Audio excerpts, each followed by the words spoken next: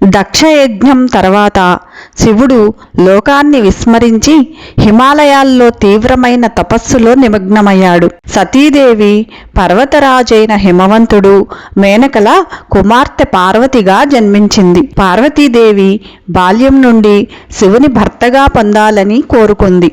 నారద మహర్షి సలహాతో శివుని కోసం కఠోర తపస్సు చేసింది. తారకాసురుని సంహారం కోసం శివపార్వతుల కళ్యాణం అవసరమై దేవతలు మన్మథుడిని శివుని తపస్సు భంగం చేయడానికి పంపుతారు. శివుడు మన్మథుని దహనం చేస్తాడు. కానీ పార్వతి తపస్సుకు ఆకర్షితుడవుతాడు. శివుడు పార్వతి భక్తిని పరీక్షించి ఆమె నిశ్చల ప్రేమను చూసి వివాహానికి అంగీకరిస్తాడు. హిమవంతుడు పెళ్లికి అంగీకరించగా శివుడు భూత ప్రేత గణాలతో విచిత్ర వేషంలో వివాహానికి వస్తాడు. తర్వాత పార్వతి కోరిక మేరకు సుందర రూపం ధరించి వివాహం చేసుకుంటాడు. ఈ వివాహం ప్రకృతి పురుషుల కలయికకు ప్రతీక. పార్వతీ పరమేశ్వరుల కళ్యాణం లోక కళ్యాణానికి దారితీసి కుమారస్వామి జననానికి కారణమైంది.